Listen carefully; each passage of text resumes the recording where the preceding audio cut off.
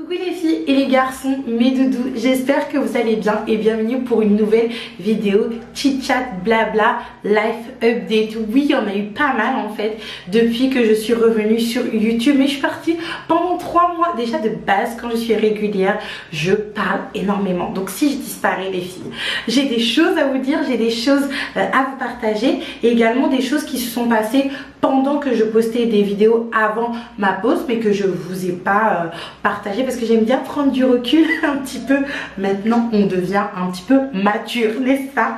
Donc aujourd'hui, comme vous avez pu le voir sur le titre, on va parler de mon travail. Pourquoi j'ai repris le travail? Vous allez savoir pour les filles qui n'ont pas vraiment suivi et qui prennent le train en marche, comment je l'ai fait, comment j'ai fait, surtout que je suis en Martinique, il y a une pénurie de travail de manière générale. Quand on habite sur une île, c'est pas forcément évident. Comment ça se passe, mes perspectives d'avenir, enfin bref les filles, je vais tout vous dire aujourd'hui et surtout quel est mon travail en Martinique, et vous serez vraiment très étonnés et plus ou moins fiers. Je pense que vous serez fiers et que ça va vous motiver justement à atteindre vos objectifs. N'hésitez surtout pas à liker, commenter, partager cette vidéo, à faire un petit tour sur mon site Ajafit. Ajafit c'est quoi? C'est mon site internet qui est focalisé sur la perte de poids et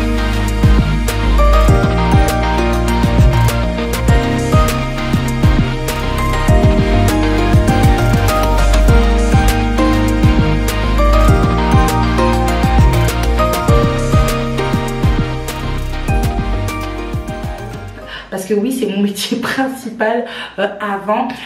Du coup, on travaille en tant que salarié et sans plus tarder, c'est parti. En même temps, je vais finir ma skincare du coup que j'ai commencé. N'hésitez pas à me dire ce que vous pensez de ma peau. Là, j'ai rien du tout. Je viens de finir de laver mon visage. J'ai appliqué mon toner, toujours de la marque Laiku gamme Sakura Japan. Désolée. J'ai une vilaine petite toux parce que ça me chatouille au niveau de la gorge depuis que j'avais eu la grippe, et pour expurer, bref, les petites glaires, je devais tousser, donc maintenant je tousse tout le temps. Je pense que je vais devoir aller voir le médecin. Bref, on commence tout de suite et maintenant. Du coup, les filles, depuis le mois de décembre, j'ai repris une activité en tant que salariée. Pourquoi?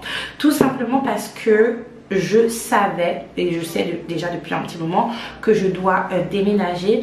Et c'est vrai que même si mon chéri il a un travail en tant que salarié en CDI avec des belles petites fiches de paye, et que moi mes fiches URSSAF sont pas mal, je sais que ça n'allait pas suffire, pas dans les faits, mais pour notre recherche d'emploi aux yeux des propriétaires et des agences. Et vu comment c'est parti, je pense que cette histoire de déménagement, ça va se finir en agence immobilière. On va payer les frais d'agence et puis ça va se terminer comme ça, parce que je vais pas vous mentir les filles qu'on est très fatigué avec mon chéri. Donc j'ai décidé de reprendre un travail en tant que salarié, et ça allait me permettre également les mois, les semaines qui vont suivre le déménagement d'être apaisée dans la tête, parce que surtout excusez-moi, à la période où j'ai décidé de prendre un travail en tant que salarié, j'étais un petit peu en roue libre sur YouTube, dans le sens où je ne savais plus trop quoi faire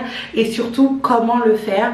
J'étais un petit peu pressionnée, ça se dit non, excusez-moi, j'avais un petit peu la pression, de mes doudous qui me disaient que je devais renouveler mon contenu, faire d'autres types de contenu, alors que moi personnellement les filles, juste partager avec vous, montrer ce que je mange, raconter mes petits dramas, des fois voilà, faire des petits vlogs de maman, montrer comment les enfants ont grandi, surtout que à l'exception de Joshua, même si il était très petit quand j'ai commencé YouTube, vous avez vu naître tous ces enfants là quoi.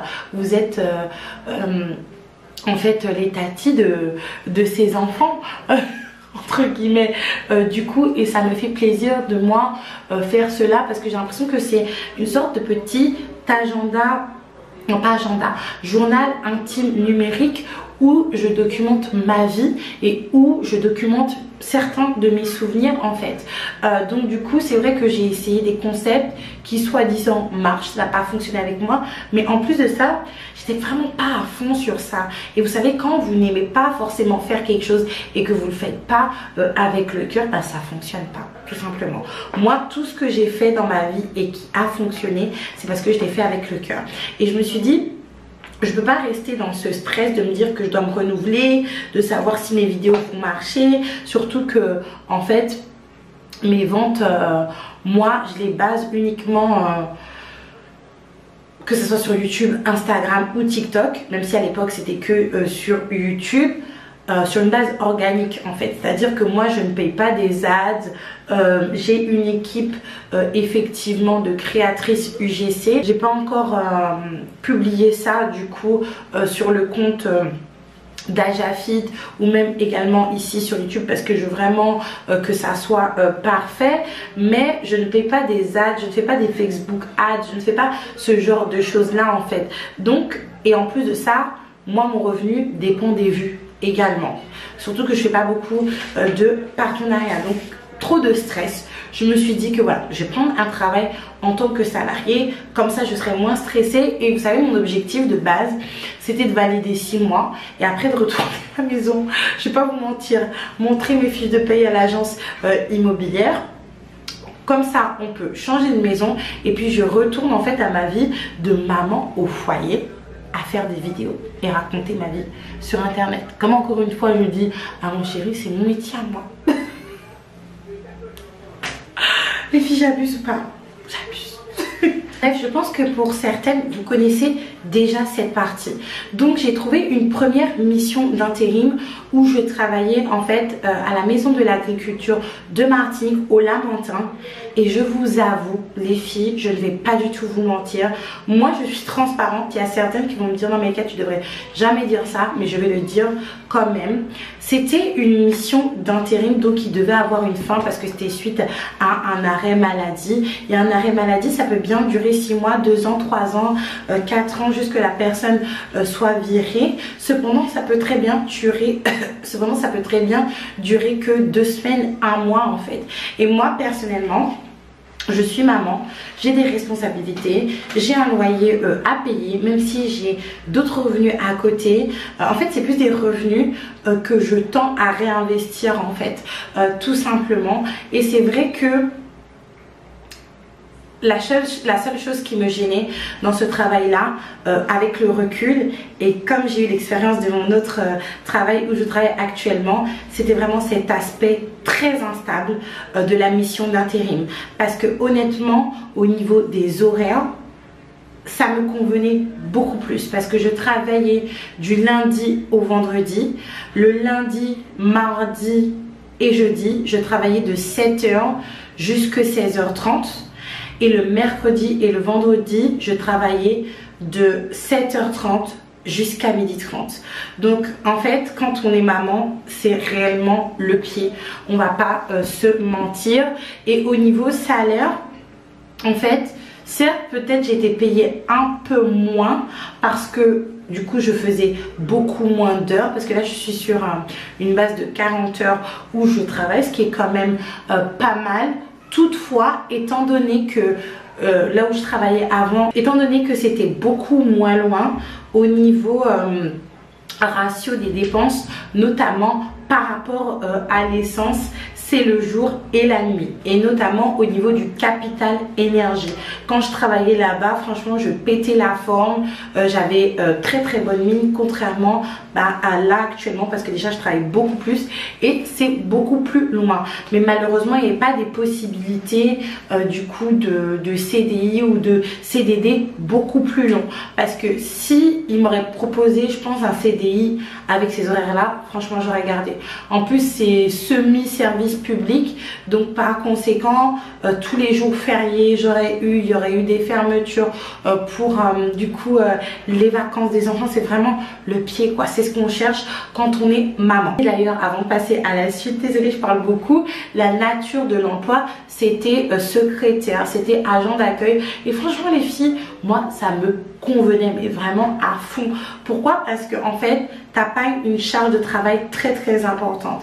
Il faut savoir que quand on est entrepreneur, on brûle pour notre passion, on brûle pour notre business. C'est-à-dire que notre tête, elle est pas là, en fait, elle est là, mais en fait, on pense beaucoup aux vidéos que l'on va faire, aux concepts que l'on va faire, aux produits que l'on va lancer, les produits digitaux, les produits physiques, voilà, cahier des charges, etc. Et le fait d'être chargé d'accueil, franchement ça vous laisse la liberté de faire pas mal de choses en plus de l'emploi du temps avantageux. J'espère que j'ai pas fait une bêtise en disant tout ça, mais bon, je préférais être honnête et sincère. Pendant que je faisais mon contrat à la maison de l'agriculture, je postulais toujours un petit peu à gauche, à droite, parce que je savais que c'était voué à ne pas continuer cette collaboration, étant donné que c'était dans le cadre d'un arrêt maladie.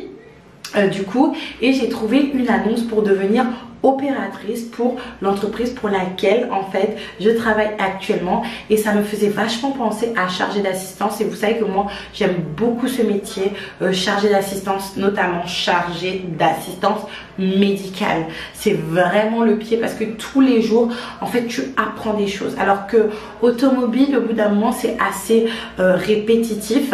Et franchement, en plus de cela, c'est un métier, ça ne demande pas de compétences particulières. C'est vraiment au niveau de la personnalité, au niveau aussi de l'échange. Et moi, étant donné que je suis quelqu'un qui parle énormément, vous me voyez là, ça fait 20 minutes que je parle, et j'ai toujours été faite pour ce métier-là. Donc, j'ai postulé.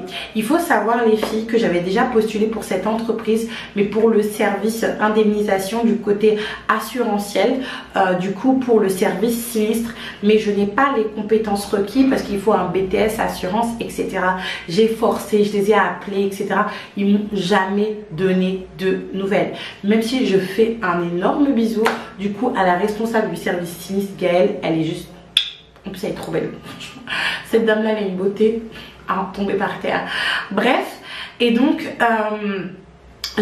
j'ai jamais eu de nouvelles, mais guindée comme je suis, j'ai postulé du coup pour être opératrice, et les filles, je les ai littéralement pratiquement harcelées. Donc quand vous voyez que moi il y a des choses qui avancent dans ma vie, ne pensez pas que parce que voilà je suis sur les réseaux sociaux, mon copain il est entier, mon ancien compagnon il est martiniquais, ça m'ouvre des portes. Non non non, pas du tout. Pas du tout, du tout.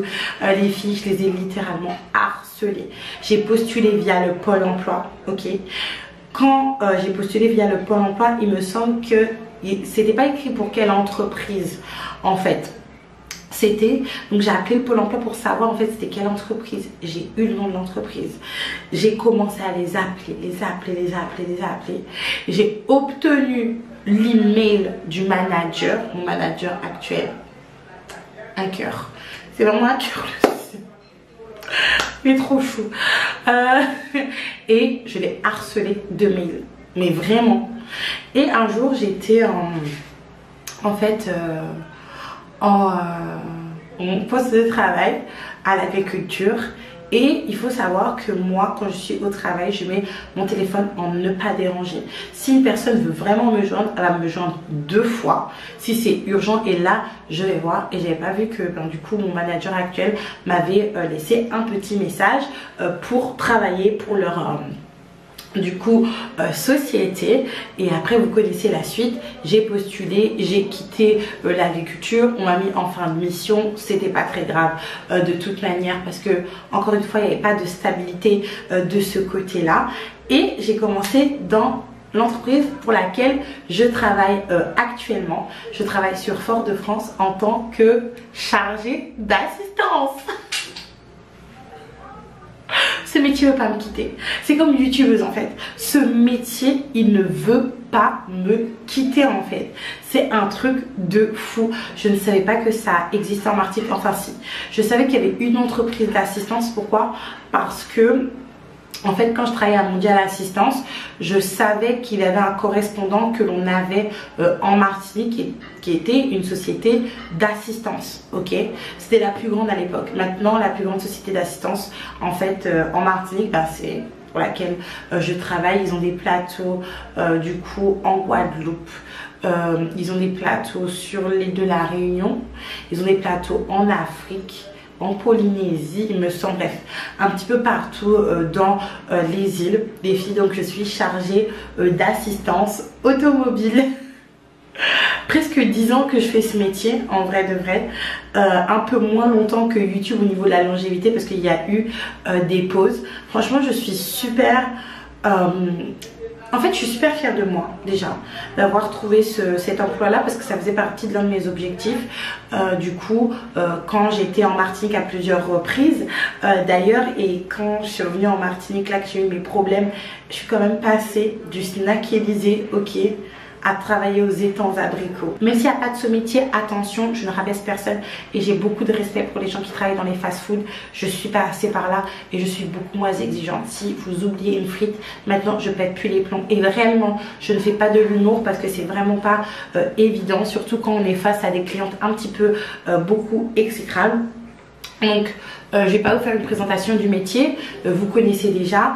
Je suis au service assistance automobile. Il faut savoir, là où je travaille, en fait, il n'y a pas d'assistance médicale, malheureusement. Sinon, franchement, là, ça aurait vraiment été le pied total. Comment ça se passe? Ça se passe. Je suis très heureuse, très reconnaissante, mais ça se passe. Pourquoi? Je suis face à plusieurs problématiques. Déjà, la fatigue. J'ai un contrat de 40 heures. J'ai des horaires décalés.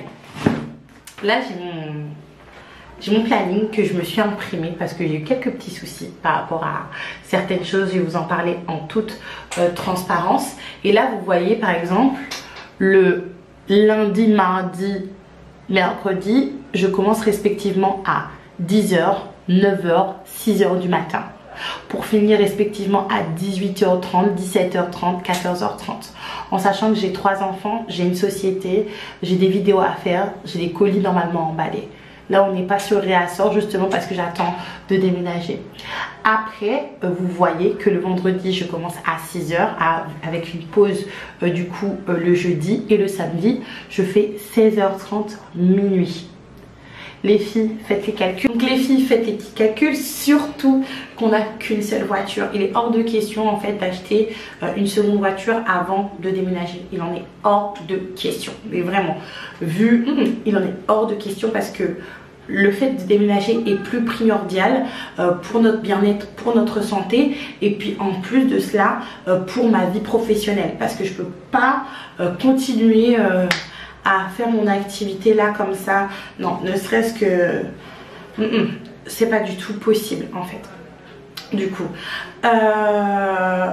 donc vous imaginez les allers-retours que nous devons faire.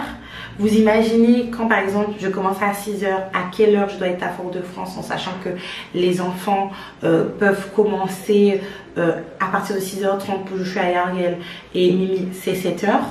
Donc des fois on se réveille à 4h du matin. Quand je fais des minuit, ça arrive très rarement, je vais pas vous mentir. Là ça faisait longtemps que j'avais pas fait de minuit. Quand mon chéri il est fatigué du coup pour venir me chercher.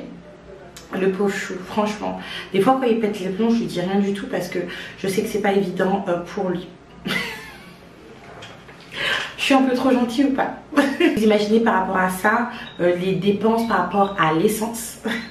Déjà qu'il y a des dépenses qui se sont faites naturellement quand j'ai commencé à travailler la crèche, le centre de loisirs, surtout que mes enfants, eux, ils sont pas sur Trinité, ils sont sur plus une commune du centre pour le centre de loisirs, donc c'est pas forcément du tout évident. J'ai passé une période de burn-out, je vais pas vous mentir, là ça va beaucoup mieux, je pense que ça se voit. Je suis pas maquillée mais je me trouve trop mignonne. Et j'étais pas du tout mignonne. Je vous montrerai les petites photos. C'était vraiment le burn-out complet. Pourquoi? Parce que j'étais totalement surmenée et que surtout, étant donné qu'il y a eu pas mal de jours fériés, pas mal de jours en fait où je travaillais et les enfants n'étaient pas à la crèche et à la garderie, à l'école, je me disais mais comment je vais faire pour aller travailler? Surtout que j'en avais besoin de ce travail pour pouvoir déménager comme je vous ai dit, et surtout pour pouvoir au moins valider mon pôle emploi. Au moins. Donc ça a vraiment été une grosse source de stress qui, au bout d'un moment après, il y a aussi la vie en entreprise qui est pas du tout évidente, surtout pour quelqu'un qui a l'habitude de travailler toute seule. Moi j'ai plus travaillé toute seule qu'avec des gens. Déjà, le fait de faire des vidéos YouTube, c'est un travail, mais j'ai également fait beaucoup de télétravail pendant la pandémie, etc. Donc j'ai l'habitude de travailler toute seule. Et c'est vrai que je pense que, en fait, je suis pas parfaite déjà. J'ai un fort caractère, ça ne va pas, c'est vrai. J'ai une petite voix de crécelle et tout, mais j'ai un fort caractère. Et en fait, tout le monde ne peut pas m'aimer. Vous voyez ce que je veux dire? Et je peux pas aimer tout le monde non plus, mais on doit savoir collaborer ensemble pour travailler. Et étant donné que moi j'ai pas eu l'habitude avec ça pendant très longtemps, et quand j'ai été confrontée à cette réalité là, c'était pendant très peu de temps, et des fois ça s'est avéré un petit peu challengeant, si je peux dire ça comme ça. Donc ça plus ça, les filles, burn-out complet. Encore une fois, je vous montre les petites vidéos. Franchement, je faisais vraiment mon âge. Je faisais vraiment maman de 40 ans. Il y a même une de mes collègues, en fait, elle m'a demandé mon âge. J'ai dit 30 ans. Et il y a une collègue qui a dit oh, pour Aïka, j'imaginais plus. Franchement, je l'ai très mal pris. Mais finalement, avec le recul, elle avait très raison. On va pas se mentir, on va se dire la vérité. Disons les termes, j'allais dire dit-on, mais disons les termes. Mais elle avait raison, on va pas se mentir, il faut savoir dire la vérité, il faut dire les termes des fois. Du coup, et c'est vrai que j'ai passé une période de burn-out comme je vous ai dit. Et le burn-out en fait, je vous explique. C'est pas ce que l'on pense, c'est pas on pleure. Le burn-out en fait, c'est essayer de faire tout pour, pas les autres, mais l'organisation, pour son travail, etc. On est vraiment partout, sauf pour soi-même en fait. Et c'est là que tu te creuses dans ton burn-out et que ça peut être très dangereux. Et c'est pour ça que j'avais mauvaise mine. Et au bout d'un moment, c'est vrai que j'étais un petit peu désespérée, des fois à un point où j'ai eu un petit laisser-aller. Je vais pas mentir. Et voilà. Mais finalement, les filles, j'ai réalisé la chance que j'avais. Beaucoup de gens ici galèrent. Moi, je suis une petite africaine, on va pas se mentir. Sur Trinité, on m'appelle l'africaine. Je débarque comme ça de nulle part. Encore une fois, moi, il n'y a personne qui m'aide. C'est-à-dire que tout ce que je fais, c'est la sueur de mon front. Vous voyez ce que je veux dire ou pas? Et j'ai réussi à trouver ça. Ok, faut pas que je me néglige, faut pas que je prends ça pour acquis, parce qu'au bout d'un moment j'étais tellement pas trop bien, j'étais tellement un petit peu déprimée que je vais pas vous mentir, j'ai accumulé certains retards, j'ai eu certaines fois des absences injustifiées à un point en fait que j'ai eu un avertissement et franchement j'ai pas contesté l'avertissement en fait, et je l'ai dit à ma hiérarchie, je peux pas vous donner d'explication, je signe seulement le papier, je promets de faire des efforts, mais vraiment et si justement il y a des choses qui arrivent, d'essayer de voir comment justifier tout ça, même si c'est très difficile du coup. Mais je ne peux pas contester en fait. Je peux pas. En fait, il faut faire preuve de bonne foi dans la vie. Cependant, le fait d'avoir reçu cet avertissement ne signifie rien. Donc, et les filles, si vous avez des avertissements au travail, sachez que ce n'est pas une sanction, un avertissement. C'est juste pour vous prévenir, ok, là tu dois faire un effort. Tu dois vraiment faire un effort parce que là tu faillis un petit peu beaucoup à tes obligations. Ça ne remet pas en fait en question ta présence ou ta non-présence dans l'entreprise. Cependant, tu dois vraiment mettre les bouchées doubles pour justement être à l'heure ou justifier quand tu n'es pas là en fait.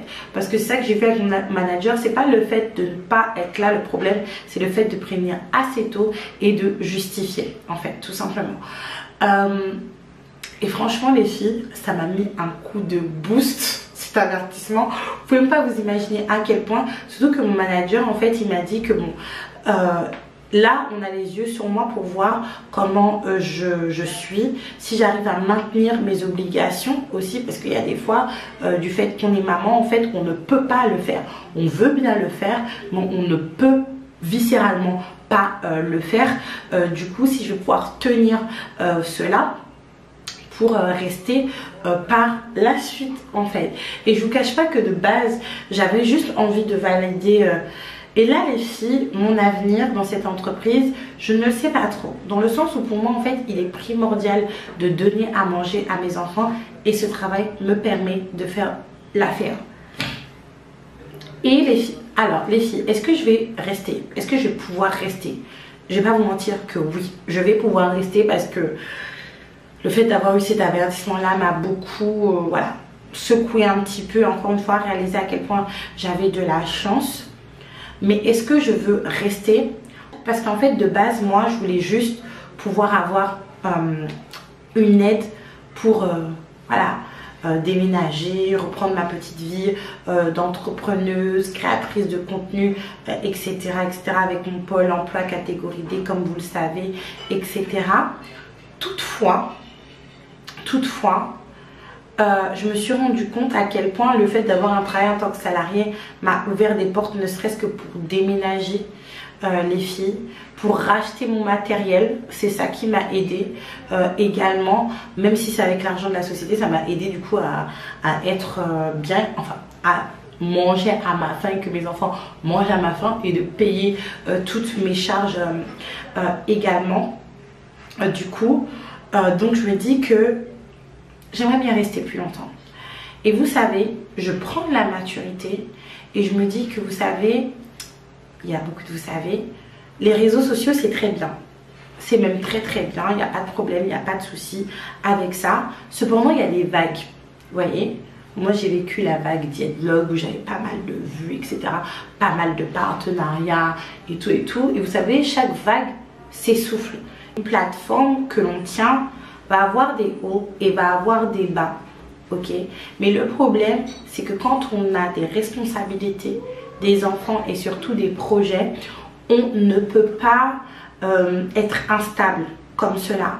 Moi j'ai une stabilité en plus que j'ai Ajafit. Là c'est juste en pause au niveau du réassort le temps que je déménage. Cependant, si je peux avoir une stabilité en plus pour avoir l'esprit tranquille, je dirais pas non. Je pense pas que je dirais non à un CDI. Surtout que, encore une fois, moi je suis pas en mode daily vlog en fait. Je poste pas mal de vidéos, oui, parce que je m'y prends à l'avance, parce que je m'organise également. Cependant, je peux allier les deux.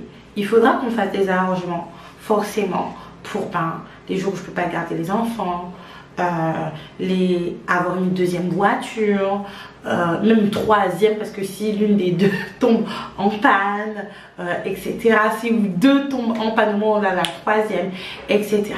Mais je pense que c'est tout à fait jouable en fait. Donc je pense pas que je dirais non.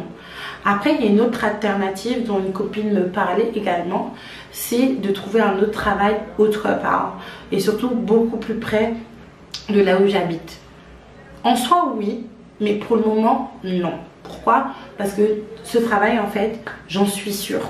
Parce que, et je vais le dire publiquement, j'ai eu l'opportunité en fait de travailler dans d'autres endroits quand je travaillais du coup dans l'assistance, la société pour laquelle je travaillais. On m'a proposé de travailler pour différentes enseignes très prestigieuses. Mon Dieu, ce sera les nouvelles lunettes à la mode. Très mon Dieu. Des entreprises très prestigieuses en Martinique, mais en fait moi déjà j'ai le souci de la loyauté, même si ils me doivent rien du tout, et en soi quand vous êtes en CDD, si vous trouvez un CDI vous pouvez partir, mais moi j'ai vraiment le souci de la loyauté, vraiment, même si ça m'a fait défaut. Toutefois il y a aussi le souci de calcul. Si je quitte un CDI ou si je quitte un CDD où j'ai validé ma période d'essai, où je sais que je vais rester au moins 6 mois, où je sais que en fait je pourrais du coup à la fin, quoi qu'il arrive, avoir mon pôle emploi pour un CDI où il me valide pas. On fait comment? Vous voyez ce que je veux dire ou pas? Mais j'avais déjà trouvé d'autres emplois. C'est vrai que je regarde de temps en temps, mais là je suis vraiment concentrée sur le fait de rester là-bas, sur le fait de m'améliorer, sur le fait de m'organiser. Encore une fois les filles, quand on est maman, c'est pas du tout évident. C'est pour ça qu'il y a beaucoup de mamans, beaucoup de filles qui voient l'entrepreneuriat en fait comme la solution miracle, et je pense que je vous ferai une vidéo et je vais vous faire des vidéos plus sur mon entreprise, plus sur Ajafil, plus sur mon organisation, etc. C'est le mot que je dois améliorer là-bas d'ailleurs, mais c'est pas évident du tout. Voyez, mais en même temps, s'organiser quand on est salarié, c'est très compliqué.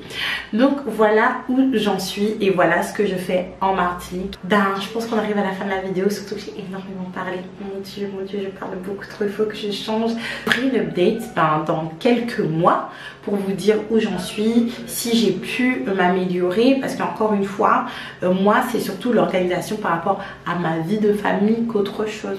Ok, c'est pas mes compétences ou quoi que ce soit, c'est vraiment ça. Si j'ai pu trouver une solution autre, si on me pose un CDI, si on me prolonge un CDI, je vous tiendrai au courant.